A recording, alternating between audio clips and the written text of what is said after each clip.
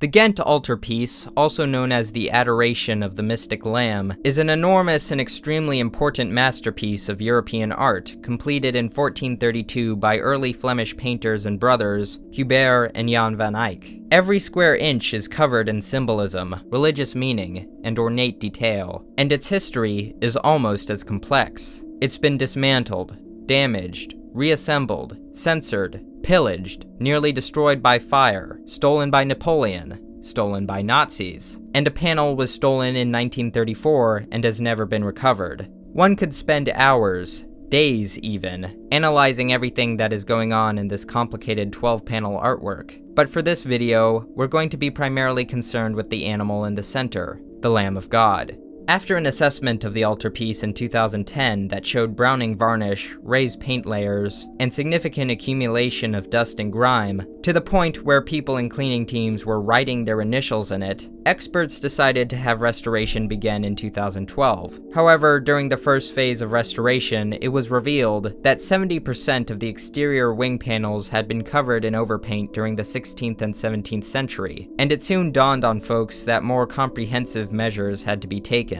Over the next several years, experts used microscopes and scalpels to chip away at the overpainting, centimeter by centimeter, flake by flake, atom by atom.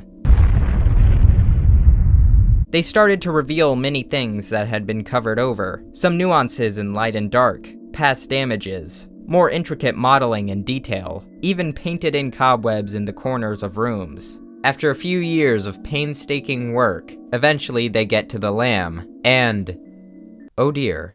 Now I know what you're thinking. Oh boy, some unskilled amateur snuck in during the restoration. It was indeed a more open process than usual, and pulled another Ecce Mono, and painted over this naturalistic lamb with a goofy, cartoonish, misshapen lamb face. Actually, no.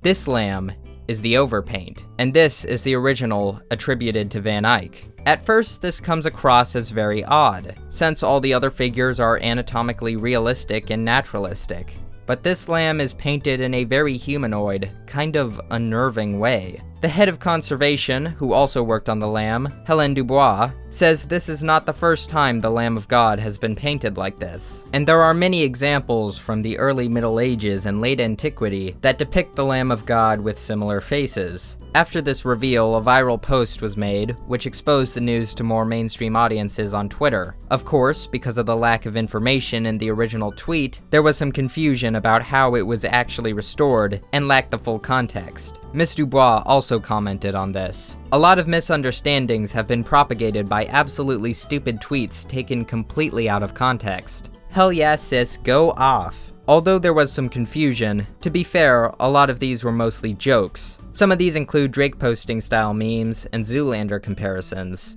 And while there are some theories about why Van Eyck painted this cartoonish face, I can't really explain why it has Shrek ears. Now, once you realize that before the restoration, the lamb had 4 ears, you can fully understand that yes, this is indeed the original. Now, in my completely personal opinion, I think it looks kind of awful. And the people around the 1500s who painted over it probably had the same opinion. But this is the original vision of Jan van Eyck, and many experts have approved and praised the restoration. And since I'm not an expert on art history or restoration, I've watched over 30 hours of Baumgartner restoration, so I'm pretty much an expert.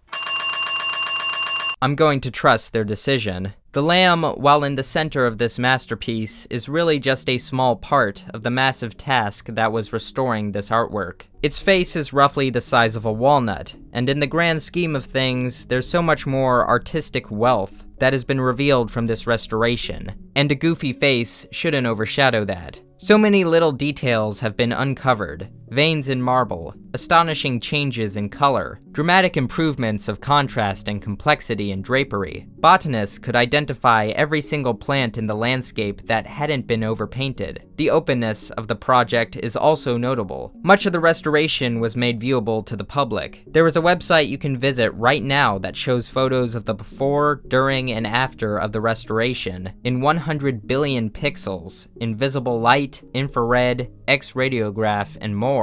The amount of information gathered and made accessible by this painstaking process and the work of people like Miss Dubois is truly a blessing in the modern age. And in the next few years, with the third phase of restoration beginning on the upper panels, even more may be revealed, for better or for worse. Anyway, folks, I think that's about it for this video. Sorry that it's a bit short. Wait, what? What's going on here?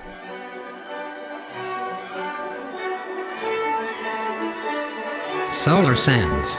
Oh god, oh god, oh god. Solar urpus.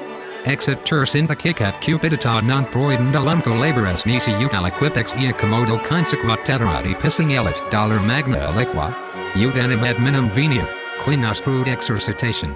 Look, man, you kept making me browse DeviantArt, and I got sick of it. You may have nonillions of Earth years to live, but I only got like 90 tops, and that's if I don't go out by my own terms. You can't keep doing this to me. Perspiciatisund.